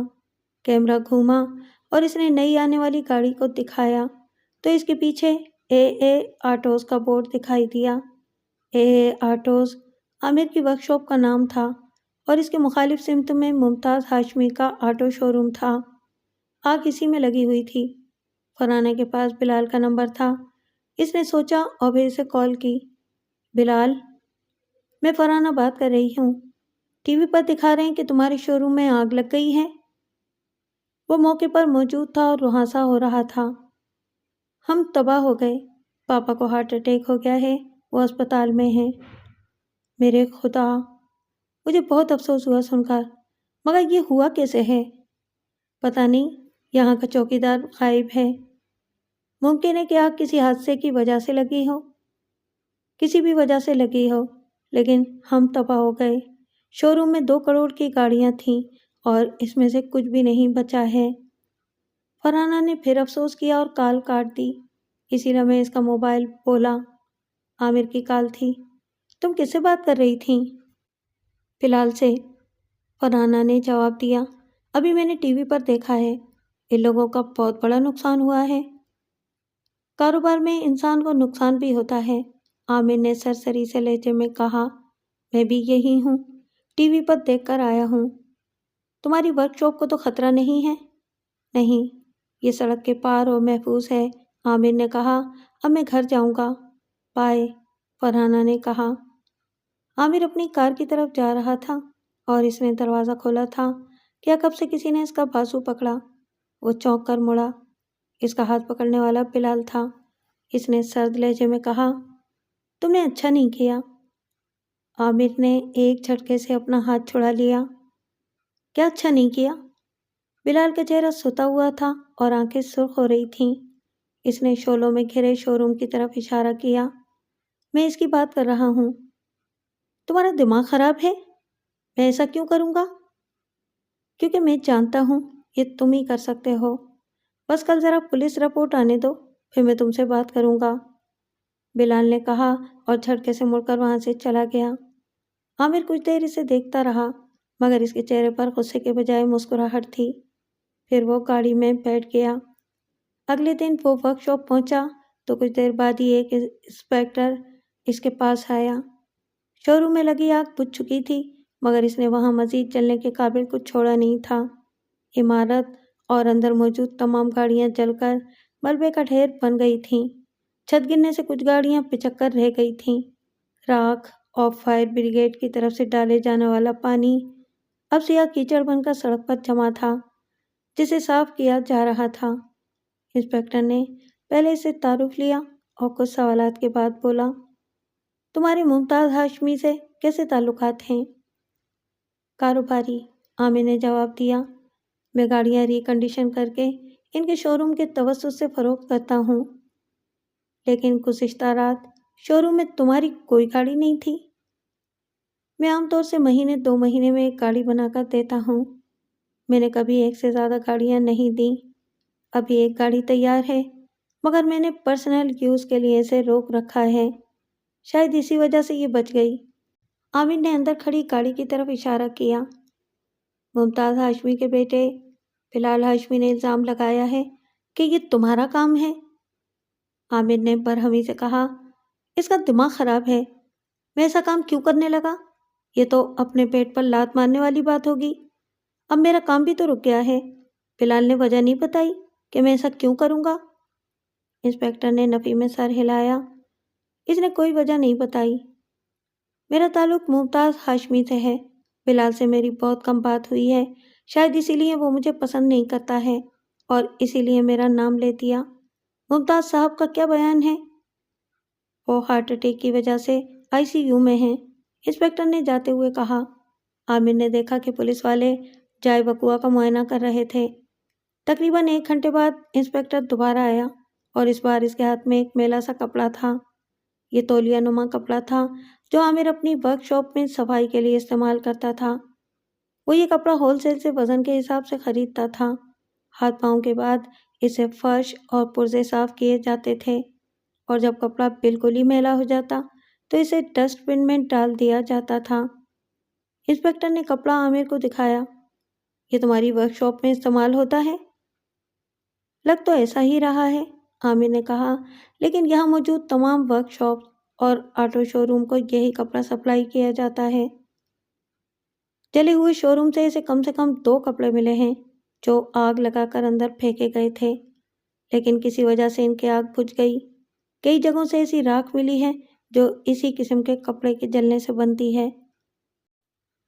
عامر نے حیرت سے کہا، آپ کا مطلب ہے کہ کسی نے شو روم میں آگ لگائی ہے؟ بالکل، اب یہ طے شدہ ہے، مگر میرا اس معاملے میں کوئی ہاتھ نہیں ہے۔ عامر نے ہاتھ اوپر کیے۔ چوکیدار کیا کہتا ہے؟ اس کا کہنا ہے کہ وہ پانی لینے نزدیکی مارکیٹ تک گیا تھا اور جب واپس آیا تو یہاں آگ لگائی جا چکی تھی۔ کام کسی ایسے فرد کا ہے جو چوکیدار کی روانگی سے واقف تھا۔ میں قطعی بے خبر تھا اور میں شام 7 بجے تک ورک شاپ بند کر کے گھر چلا جاتا ہوں۔ کل بھی تم 7 بجے چلے گئے تھے؟ ہاں، شاید 7:15 بجے تک۔ اس کے بعد تم واپس نہیں آئے؟ آگ لگنے کی نیوز ٹی وی پر دیکھی تو آیا تھا، مگر پھر چلا گیا تھا۔ کوئی ایسا فرد جو گواہی دے سکے کہ تم 7 سے 11 کے درمیان گھر میں تھے؟ عامر نے نفی میں سر ہلایا۔ کوئی گواہ نہیں ہے، میں اکیلا رہتا ہوں اور اتفاق سے کسی سے ملاقات بھی نہیں ہوئی۔ انسپکٹر چلا گیا اور عامر سوچ رہا تھا کہ بلال نے فرحانہ کے حوالے سے ہونے والی تلخ کلامی کا ذکر انسپکٹر سے کیوں نہیں کیا، جبکہ اس کے خیال میں عامر نے شو روم میں آگ اسی وجہ سے لگائی تھی۔ وہ فرحانہ کی کار پر کام کر رہا تھا اور اس کا مڑ جانے والا چیسس سیدھا کر رہا تھا۔ اس کے بعد اس میں نیا ریڈیئیٹر لگتا، بونٹ الگ کر کے اس کے ورکر ٹھیک کر رہے تھے۔ مرمت کا کام مکمل ہو جانے کے بعد پینٹ کیا جاتا۔ وہ کام کر رہا تھا کہ ایک کار آ کر رکی اور اسے فرحانہ اتری۔ اسے دیکھ کر عامر کھل اٹھا۔ وہ ہاتھ صاف کرتا ہوا باہر آیا۔ فرحانہ نے پہلے افسوس سے جلے ہوئے شو روم کو دیکھا اور پھر اس طرف آئی۔ کیسے ہو تم؟ ٹھیک ہوں، عامر نے سرسری سے انداز میں کہا۔ بلال نے مجھ پر الزام لگا دیا ہے کہ میں نے شو روم میں آگ لگائی ہے۔ فرحانہ کی آنکھیں پھیل گئیں۔ سچ میں؟ بالکل سچ، لیکن میرے لیے یہ جوک آف دا ڈے ہے۔ وہ احمق ہے، تمہیں بھلا یہ کرنے کی کیا ضرورت ہے؟ بلکہ شو روم سے تمہارا بھی بزنس چلتا ہے۔ تھا، عامر نے شو روم کی طرف دیکھا۔ اب اگر ممتاز ہاشمی نے اسے دوبارہ سے بنا لیا تب بھی میں اس سے بزنس نہیں کروں گا۔ میں تمہیں بتانے آئی ہوں کہ کل سے کلاسز آف ہو رہی ہیں اور 2 ہفتے بعد پیپرز ہیں۔ عامر ذرا آگے جھکا۔ اور اس کے بعد؟ فرحانہ کا رنگ گلابی ہو گیا۔ میں نے فیصلہ کر لیا ہے کہ اس کے فوراً بعد ہم شادی کر لیں گے۔ عامر کے چہرے پر ناقابل یقین خوشی نمودار ہوئی۔ اگر وہ سرعام نہ ہوتے تو شاید وہ کوئی حرکت کر جاتا۔ اس نے دونوں مٹھیاں بھیج کر ہلکی سی چیخ ماری۔ یس، میں آج حامد بھائی کو بھی بتا دوں گی، فرحانہ اپنی مسکراہٹ دباتے ہوئے بولی۔ ایس پی صاحب لازمی رکاوٹ ڈالیں گے، عامر نے یقین سے کہا۔ تم حامد بھائی کی فکر مت کرو، وہ مجھ سے بہت محبت کرتے ہیں اور میری مرضی میں خوش ہوں گے۔ وہ مجھے ناپسند کرتے ہیں۔ ماما پاپا بھی تمہیں پسند نہیں کرتے تھے۔ ماں باپ کا ذکر کرتے ہوئے فرحانہ کا لہجہ دھیما ہو گیا تھا۔ مگر میں تمہاری ہونے والی ہوں، اسی طرح کسی اور کی پسند ناپسند سے کوئی فرق نہیں پڑے گا۔ وہ اپنے جوش پر قابو پانے کی کوشش کر رہا تھا۔ میں ابھی سے تیاری شروع کر دیتا ہوں۔ عامر، میں کتنی ہی آزاد خیال اور بولڈ سہی، لیکن ہماری کچھ روایات ہیں۔ کیسی روایات؟ ایک تو یہ کہ ہم اب شادی سے پہلے نہیں ملیں گے۔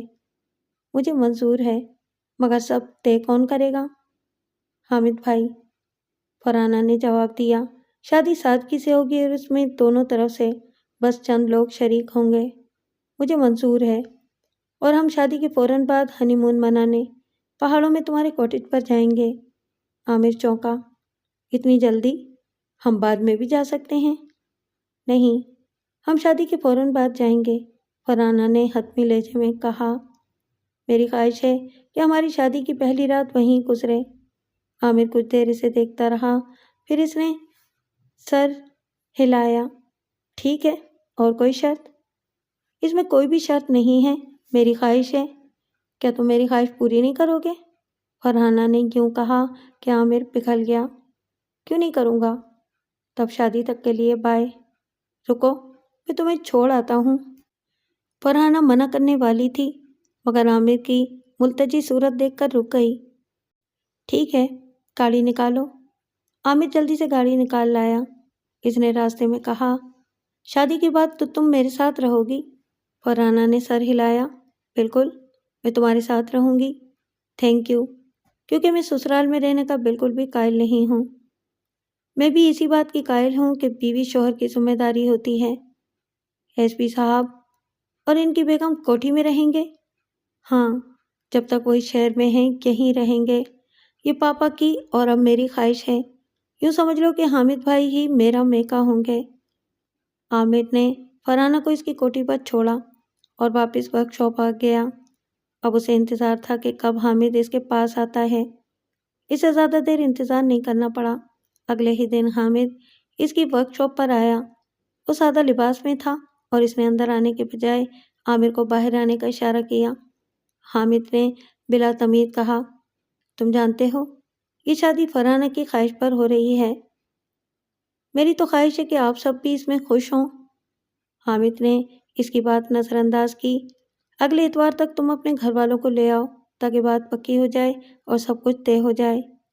عامر کہتے کہتے رک گیا کہ آپ کی لاڈلی بہن سب طے کر چکی ہے اور اس کے گھر والوں کے لیے کچھ نہیں چھوڑا ہے۔ اس نے پھر سر ہلایا۔ میں لے آؤں گا۔ فرحانہ کو فرنیچر میں دوں گا، اپنا ایڈریس دے دو، فرنیچر وہاں پہنچ جائے گا۔ اس کی ضرورت نہیں ہے۔ اس بار عامر کا لہجہ بھی سرد تھا۔ میرا گھر نیا فرنش ہوا ہے اور یہ سب فرحانہ کو پسند آئے گا۔ حامد نے اصرار نہیں کیا۔ اس نے نظر جما کر عامر کو دیکھا۔ فرحانہ معصوم لڑکی ہے۔ اس نے دنیا بہت زیادہ نہیں دیکھی ہے، مگر میں آدمی کو اچھی طرح جانتا ہوں۔ یاد رکھنا، اگر اسے ذرا بھی تکلیف ہوئی تو تمہیں اس کا حساب دینا ہوگا۔ میں اس سے محبت کرتا ہوں اور آدمی جس سے محبت کرتا ہے اسے تکلیف نہیں دیتا۔ بعض اوقات وہی آدمی دنیا میں سب سے زیادہ تکلیف دیتا ہے جس سے محبت کی جائے، حامد نے کہا اور رخصت ہو گیا۔ سڑک کے پار چند مزدور جلے ہوئے شو روم کا ملبہ اٹھا کر ایک ٹرک میں ڈال رہے تھے۔ بلال کھڑا ہوا ان کی نگرانی کر رہا تھا۔ عامر اس کی طرف بڑھا۔ بلال نے اسے نظر انداز کیا، مگر وہ خود اس کے پاس پہنچ گیا۔ ہاشمی صاحب کی طبیعت کیسی ہے؟ ٹھیک ہے، وہ سرد لہجے میں بولا، یہ سب تمہاری وجہ سے ہوا ہے۔ مجھے افسوس ہے کہ شو روم میں کسی نے آگ لگائی، مگر یقین کرو وہ میں نہیں ہوں۔ بلال نے منہ پھیر لیا۔ اس کا اشارہ واضح تھا کہ وہ اس سے بات کرنا نہیں چاہ رہا، مگر عامر بھی اس سے بات کرنے نہیں آیا تھا، وہ اسے اطلاع دینے آیا تھا۔ 2 ہفتے بعد میری اور فرحانہ کی شادی ہے۔ بلال نے جھٹکے سے اس کی طرف دیکھا۔ اس لمحے عامر کو اس کی آنکھوں میں اپنے لیے نفرت نظر آئی۔ اس نے گھٹے ہوئے لہجے میں کہا، چلے جاؤ یہاں سے، اس سے پہلے کہ میرا ضبط جواب دے جائے۔ عامر کیوں مسکرایا جیسے بلال نے اسے مبارکباد دی ہو۔ ویسے تو کم لوگ ہوں گے، مگر تم بھی شریک ہوئے تو مجھے خوشی ہوگی۔ بلال ایک قدم آگے آیا، مگر عامر آگے بڑھ گیا تھا۔ بلال رک کر اپنے ہونٹ کاٹتا رہ گیا۔ حامد اور نائمہ کے فلور سے ان کے تیز تیز بولنے کی آوازیں آ رہی تھیں۔ فرحانہ نیچے بیٹھی تھی اور وہ جانتی تھی کہ موضوع گفتگو وہی ہے۔ کچھ دیر پہلے حامد اس سے بات کر کے گیا تھا۔ وہ اسے قائل کرنے کی کوشش کر رہا تھا کہ وہ عامر سے شادی کا فیصلہ بدل دے۔ حامد کا کہنا تھا کہ عامر وہ نہیں جو نظر آتا ہے۔ اگر شادی کے بعد اس کی اصل شخصیت سامنے آئی تو فرحانہ کو دھچکا لگے گا، اس لیے بہتر ہے کہ وہ ابھی فیصلہ کر لے۔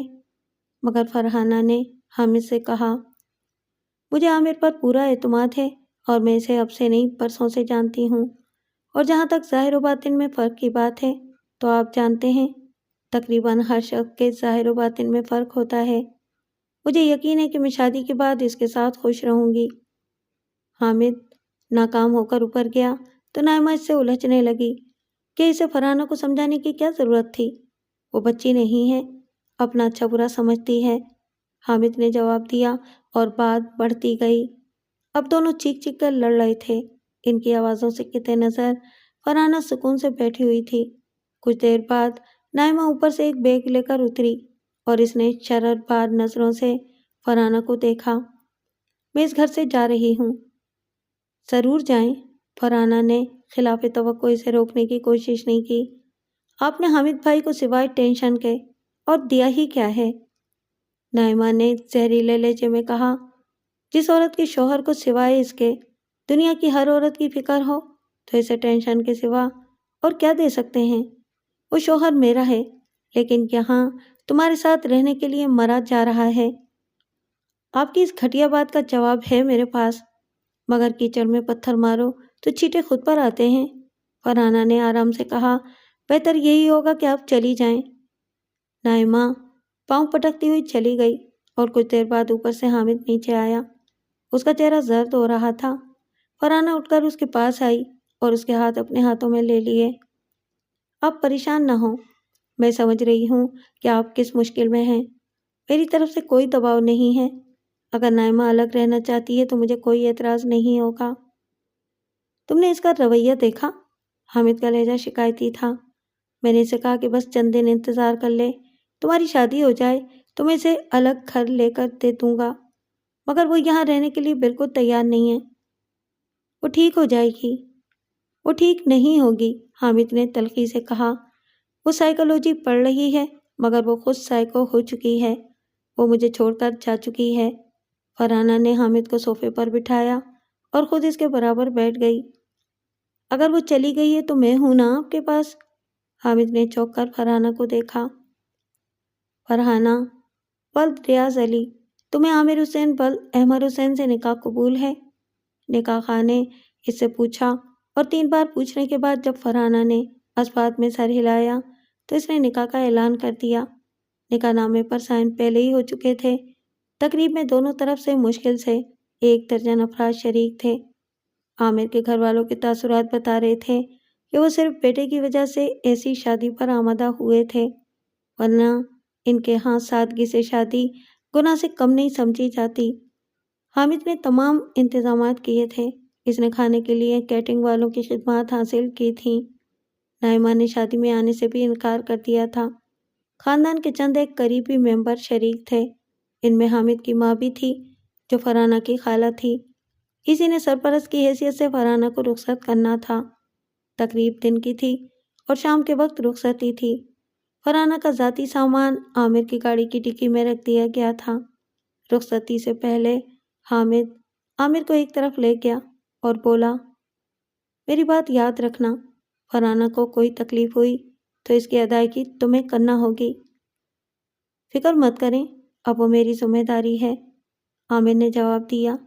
روانگی کے وقت اس کا موڈ اس دھمکی پر کچھ دیر خراب رہا تھا، مگر جب وہ کوٹھی سے نکل آئے تو برابر میں بیٹھی فرحانہ کے پاس سے آتی خوشبو نے خود بخود اس کا موڈ اچھا کر دیا۔ وہ چپ تھی اور سر جھکائے بیٹھی تھی۔ عامر کی باتوں کا مختصر جواب دے رہی تھی۔ اس کی جھجک محسوس کرتے ہوئے عامر خود بھی خاموش ہو گیا۔ اس کا خیال تھا کہ وہ شرما رہی ہے۔ عامر کا فیملی کاٹیج دارالحکومت سے کچھ دور پہاڑوں میں تھا۔ 1 گھنٹے کی ڈرائیو تھی۔ کاٹیج کی دیکھ بھال کے لیے ایک چوکیدار ہوتا تھا۔ کاٹیج میں نیچے ایک بیڈ روم، ایک لاؤنج اور ایک کچن تھا۔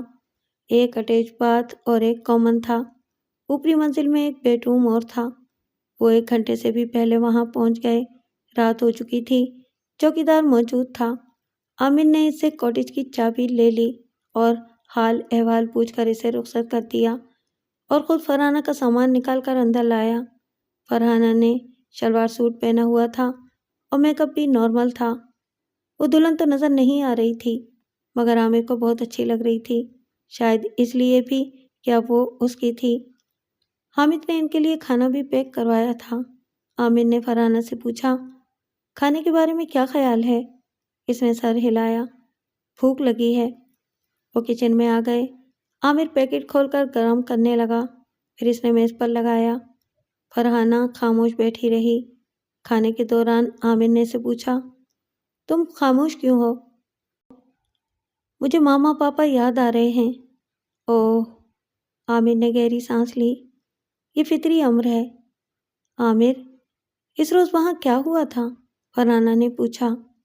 تمہیں معلوم ہے؟ ہاں، لیکن میں تمہاری زبانی سننا چاہتی ہوں۔ میں نے آج تک تم سے پوچھا نہیں۔ عامر سوچ کر کہنے لگا، میری کار تمہاری گاڑی کے پیچھے تھی۔ بارش بہت تیز تھی۔ جب ہم کراسنگ کے پاس پہنچے، سگنل ریڈ تھا اور ٹرین آنے والی تھی، مگر اس کی روشنی ابھی نظر نہیں آئی تھی۔ اصل میں بارش کے شور میں نہ اس کی آواز آئی اور تیز بارش کی وجہ سے روشنی بھی دکھائی نہیں دی تھی۔ شاید تمہارے پاپا نے سوچا کہ ٹرین کے آنے سے پہلے وہ لائن کراس کر لیں گے۔ انہوں نے گاڑی آگے بڑھائی اور اسی وقت ٹرین آ گئی۔ عامر بولتے بولتے رکا۔ اس کے بعد تمہیں معلوم ہے؟ فرحانہ کی آنکھیں چھلملانے لگیں۔ پتہ نہیں میں کیسے بچ گئی۔ تم پچھلی سیٹ پر تھیں اور ٹرین نے گاڑی کے اگلے حصے کو ٹکر ماری تھی جہاں تمہارے ماما پاپا تھے۔ فرحانہ نے ہاتھ روک لیا۔ بس میں نے کھا لیا ہے۔ فرحانہ نے برتن اٹھائے اور سنک میں رکھنے لگی۔ عامر اس کا ہاتھ بٹا رہا تھا۔ وہ دونوں کچن کی کھڑکی کے سامنے تھے۔ شیشے کے پار لوہے کی گرل لگی تھی۔ اچانک کوئی گرل کے سامنے سے گزرا اور فرحانہ کے منہ سے چیخ نکل گئی۔ عامر نے بھی دیکھا تھا۔ اس نے کہا، میں دیکھتا ہوں۔ نہیں، فرحانہ نے اس کا بازو پکڑ لیا۔ یہ وہی اپر پوش تھا، میں نے خود دیکھا ہے۔ میں دیکھتا ہوں۔ عامر نے اپنا ہاتھ چھڑایا۔ وہ بیڈ روم میں گیا اور اس نے اپنا پستول نکالا۔ وہ کاٹیج میں اسلحہ رکھتا تھا کیونکہ یہ جنگل تھا اور بعض اوقات یہاں ریچھ بھی آ جاتے تھے۔ فرحانہ پریشان تھی۔ عامر نے باہر جانے سے پہلے اس سے کہا، دروازہ اندر سے بند کر لو اور جب تک میری آواز نہ سنو دروازہ مت کھولنا۔ عامر کے باہر جاتے ہی اس نے اندر سے دروازہ بند کر لیا اور اپنا آئی فون نکالا۔ یہ وہی آئی فون تھا جو ریاض علی نے اسے گفٹ کیا تھا۔ اس نے اب تک اسے سنبھال کر رکھا تھا۔ اس نے حامد کو کال کی اور رواں سے لہجے میں بولی، وہ یہاں بھی آ گیا ہے۔ کون؟ حامد بے چین ہو گیا۔ تم ٹھیک ہو نا؟ وہی اپر پوش، اور عامر اسے دیکھنے باہر گیا ہے۔ مجھے بہت ڈر لگ رہا ہے۔ تم نے دروازہ اندر سے بند کیا ہے؟ ہاں، فرحانہ نے کہا اور اسی لمحے فائر کی آواز آئی۔ حامد نے بھی فائر کی آواز سنی۔ وہ فرحانہ کو پکارنے لگا مگر دوسری طرف سے کوئی جواب نہیں مل رہا تھا۔ لائن موجود تھی مگر فرحانہ اس کو جواب نہیں دے رہی تھی۔ حامد نے موبائل جیب میں رکھا اور اٹھ کر الماری سے اپنا سروس پستول نکالا۔ وہ نیچے آیا اور اپنی گاڑی نکالی۔ گیٹ سے باہر آتے ہی وہ ہر ممکن تیزی سے روانہ ہو گیا۔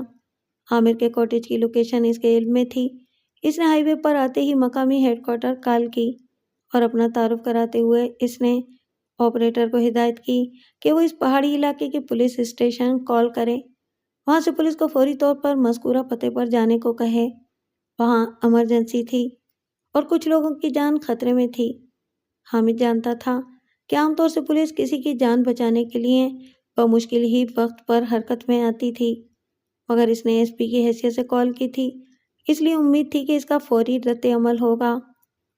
عامر پستول لیے کاٹیج کے اس طرف آیا جہاں اس نے اور فرحانہ نے اپر پوش کو دیکھا تھا۔ وہ بہت محتاط تھا اور اس نے پستول آگے کیا ہوا تھا۔ اچانک اسے درختوں کے درمیان کسی کی جھلک دکھائی دی اور اس نے بے ساختہ فائر کیا، مگر وہ بس ایک جھلک تھی۔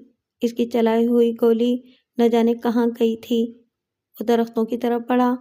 کاٹیج اس پہاڑ کی ڈھلان پر سڑک سے کوئی 100 گز اوپر تھا اور اس کے اوپر دور تک پہاڑ پر گھنا جنگل پھیلا ہوا تھا۔ اس علاقے میں درخت کاٹنے پر پابندی تھی، اس لیے یہاں کا جنگل محفوظ تھا۔ عامر کو جھلک اوپر کی طرف دکھائی دی تھی۔ درختوں کے پاس آ کر وہ سست ہو گیا۔ یہاں تاریکی تھی اور روشنی کی ضرورت تھی، مگر اس کے پاس سوائے موبائل کے اور کچھ بھی نہیں تھا۔ اس نے موبائل نکال کر اس کا LED فلیش آن کر لیا۔ اس کی روشنی محدود تھی مگر کچھ فاصلے تک دکھا رہی تھی۔ وہ بالکل تاریکی میں نہیں تھا، ڈھلان زیادہ نہیں تھی مگر اسے قدم جما کر رکھنے پڑ رہے تھے۔ یہاں گرنے کی صورت میں چوٹ اور نیچے لڑکنے کا پورا امکان تھا۔ عامر اندر سے جھنجھلا رہا تھا۔ آج اس کی زندگی کا اہم ترین دن تھا۔ اس دن کے لیے اس نے کیا نہیں کیا تھا اور کتنے خواب دیکھے تھے، مگر جب یہ دن آیا تو ساتھ ہی کوئی منحوس اس کی خوشیوں کا دشمن بن کر چلا آیا تھا۔ اس وقت عامر کے دل میں اتنا تیش تھا کہ اپر پوش سامنے آتا تو اسے شوٹ کرنے سے گریز بھی نہ کرتا۔ اس نے گولی چلا کر اپنے عزائم کا اظہار کر دیا تھا۔ شاید یہی وجہ تھی کہ پہلی جھلک کے بعد اپر پوش نے اس کے سامنے آنے کی ہمت نہیں کی تھی۔ عامر کان لگا کر سن رہا تھا کہ شاید اپر پوش کے قدموں کی آواز سنائی دے، مگر کوئی آواز نہیں تھی۔ وہ خاصا اوپر آ گیا تھا۔ اچانک ہی نیچے کاٹیج کی طرف سے ہلکی سی نسوانی چیخ سنائی دی۔ اسے لگا کہ چیخ فرانہ کی تھی۔ وہ بے تحاشا نیچے کی طرف بھاگا۔ کاٹیج کے پاس آتے ہی وہ چیخ چیخ کر فرانہ کو آوازیں دینے لگا، مگر اس کی طرف سے جواب نہیں آ رہا تھا۔ دھڑکتے دل کے ساتھ وہ آندھی طوفان کی طرح کاٹیج میں داخل ہوا۔ اس کا دروازہ کھلا دیکھ کر وہ فکر مند ہو چکا تھا اور اس کا خدشہ درست ثابت ہوا جب اس نے اندر فرانہ کو نہیں پایا۔ دروازے کے سامنے فرش پر بچھی موٹی دری یوں سمٹ گئی تھی جیسے کسی کو اس پر کھینچ کر لے جایا گیا ہو۔ عامر پاگل ہونے لگا۔ اس کے منہ سے گالیاں نکل رہی تھیں۔ وہ پھر کوٹیج سے باہر آیا۔ اس نے دھاڑ کر کہا، کہاں ہو تم؟ فرانہ کو چھوڑ دو، وہ میری ہے، صرف میری۔ کوئی اس کے اور میرے بیچ میں آیا تو میں اسے قتل کر دوں گا، سنا تم نے؟ جیسا کہ تم نے میرے ماں باپ کو کیا تھا۔ عامر کو عقب سے فرانہ کی آواز آئی تو وہ بھڑک کر اس کی طرف مڑا۔ فرانہ کچھ فاصلے پر کھڑی تھی۔ عامر اس کی طرف بڑھا تھا کہ عقب سے کوئی چیز اس کی پشت چیرتی ہوئی اس کے جسم میں داخل ہو گئی۔ وہ کرا کر زمین پر گرا اور اس نے پلٹ کر دیکھا تو بلال کو پا کر حیران ہوا۔ اس کے ہاتھ میں خون آلود خنجر تھا اور اس نے اپر پہن رکھا تھا جس کا ہڈ اب اس کے شانوں پر تھا۔ اس نے اسی خنجر سے عامر کی پشت پر وار کیا تھا۔ تم؟ عامر نے نفرت سے کہا اور پستول والا ہاتھ اٹھانا چاہا، مگر اس سے پہلے کہ وہ پستول سیدھا کرتا فرانہ نے اس سے پستول چھین لیا۔ وار کاری تھا اور وہ کمزور ہو گیا تھا۔ فرانہ نے بلال سے کہا، تم کاٹیج میں جاؤ، مجھے اس سے کچھ باتیں کرنی ہیں اس سے پہلے کہ یہ مر جائے۔ بلال خاموشی سے اندر چلا گیا۔ اس کے جاتے ہی فرانہ نے عامر کے پاس بیٹھتے ہوئے آئی فون نکالا اور اس پر ایک ویڈیو چلائی۔ یہ وہی ویڈیو تھی جو ریحانہ نے بنائی تھی۔ فرانہ سو رہی تھی اور اس کے ماں باپ اس کے بارے میں باتیں کر رہے تھے۔ ریاض علی نے گاڑی کراسنگ پر روکی ہوئی تھی۔ ٹرین نزدیک آ رہی تھی۔ اچانک ان کی گاڑی کو جھٹکا لگا اور ریاض علی چلایا، یہ کیا ہے؟ ریحانہ نے مڑ کر دیکھا اور دہشت زدہ لہجے میں بولی، میرے خدا، وہ اپنی کار سے ہماری گاڑی کو لائن پر دھکیل رہا ہے۔ ریاض علی اور ریحانہ دونوں چلانے لگے۔ ریاض نے بریک دبائے مگر عامر کی اسپورٹس کار کا طاقتور انجن بآسانی وزنی گاڑی کو لائن پر لے آیا اور اسی لمحے ٹرین آ گئی۔ ریاض اور ریحانہ کو نکلنے کا موقع بھی نہیں ملا تھا۔ اس کے بعد ویڈیو الٹ پلٹ گئی اور اس میں انسانوں اور دھات کی سماں خراش آوازیں شامل ہو گئیں۔ فرانہ کانپ رہی تھی۔ وہ جب یہ ویڈیو دیکھتی اس کی یہی حالت ہو جاتی تھی۔ عامر پر سکتہ طاری تھا۔ اس کا جرم سامنے تھا، وہ انکار نہیں کر سکتا تھا۔ اس کے پاس ایک ہی جواز تھا۔ اس نے کانپتا ہوا ہاتھ فرانہ کی طرف بڑھایا، یہ میں نے تمہارے لیے کیا۔ میرے لیے؟ وہ پیچھے ہٹ گئی۔ ذلیل شخص، تم نے میرے لیے میرے ماں باپ کو اتنے اذیت ناک طریقے سے موت کے منہ میں دھکیل دیا۔ میں تم سے محبت کرتا ہوں اور میں تم سے نفرت کرتی ہوں۔ جس دن میں نے پہلی بار یہ ویڈیو دیکھی مجھے تم سے شدید ترین نفرت ہو گئی اور ہر گزرتے دن اس نفرت میں اضافہ ہوتا رہا۔ تب یہ سب کیا تھا؟ عامر اب ڈھہ گیا تھا۔ خنجر نے عقب سے اس کے دل کی اوپری شریان کو چھید دیا تھا اور وہ خون بہنے سے رفتہ رفتہ موت کی طرف جا رہا تھا۔ مجھ سے شادی کیوں کی؟ فرحانہ اس کی طرف جھکی۔ تاکہ تم بھی وہی اذیت محسوس کرو جو میرے ماں باپ نے مرتے وقت محسوس کی ہوگی۔ وہ بہت خوش تھے اور تم بھی آج بہت خوش ہو۔ میں نے اسی لیے اس کاٹیج میں آنے پر اصرار کیا تھا کہ تمہارے گھر میں یہ سب نہیں کر سکتی تھی۔ میں تمہیں خود کو چھونے کی اجازت نہیں دے سکتی تھی۔ تم نے بلال کو کسے ساتھ ملایا؟ اس کی شو روم کو آگ لگا کر، فرحانہ بولی۔ وہ مجھے پسند کرتا ہے۔ یونیورسٹی میں اپر پوش وہی تھا۔ وہ چھپ کر مجھے دیکھتا تھا، مگر گاڑی والا ڈرامہ میں نے خود کیا تھا تاکہ دوسروں کو یقین آ جائے کہ کوئی میرا پیچھا کر رہا ہے۔ بلال کو تمہارے خلاف استعمال کرنے کے لیے شو روم کو آگ لگائی اور اس کا شک تم پر گیا۔ مگر کیوں؟ تاکہ میں تمہیں یوں ٹھکانے لگا سکوں کہ کسی کو مجھ پر شک نہ ہو، فرحانہ نے کہا اور اپنے موبائل سے ویڈیو ڈیلیٹ کر دی۔ اب اسے دیکھنے کی ضرورت نہیں تھی۔ عامر کا رنگ سفید ہو رہا تھا اور اس کی سانس اکھڑ رہی تھی۔ فری، میں تم سے محبت کرتا ہوں۔ فرحانہ اسے دیکھتی رہی۔ اس کے موبائل نے وائبریشن کی۔ اس پر حامد کی کال آ رہی تھی، مگر اس نے کال ریسیو نہیں کی۔ عامر نے ڈوبتی آواز میں کہا، تمہیں بلال پسند ہے؟ نہیں، مجھے اس سے بھی نفرت ہے، فرحانہ بولی۔ اس نے میری ایک یونیورسٹی کی دوست کو محبت میں دھوکہ دیا اور اس نے خودکشی کر لی۔ وہ اس کے ساتھ کھیل رہا تھا، جلد وہ بھی اپنے کیے کا مزہ چکھے گا۔ لیکن میں نے تمہیں دھوکہ نہیں دیا، کل بھی تم سے محبت کی تھی اور ہمیشہ کرتا رہوں گا۔ عامر کا جسم جھٹکے لینے لگا تھا۔ فرحانہ نے منہ پھیر لیا۔ وہ بولنے کی کوشش کر رہا تھا اور اس کے منہ سے خون کے بلبلوں کے ساتھ ٹوٹے پھوٹے الفاظ نکل رہے تھے۔ I love you, I love you فری۔ فرحانہ نے جواب نہیں دیا اور عامر نے آخری جھٹکا لے کر دم توڑ دیا۔ فرحانہ کی آنکھوں میں آنسو چمک رہے تھے۔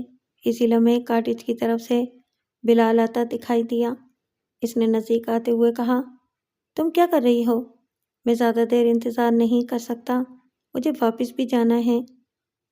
اب تمہیں انتظار نہیں کرنا پڑے گا، فرحانہ نے سرد لہجے میں کہا، یہ مر چکا ہے۔ بلال کے چہرے پر خوشی نمودار ہوئی۔ اس نے فخر سے کہا، مجھے خنجر استعمال کرنے میں مہارت ہے، میں نے ناپ تول کر وار کیا تھا۔ تم اس کے قاتل ہو، میرے شوہر کے قاتل۔ فرحانہ کھڑی ہو گئی۔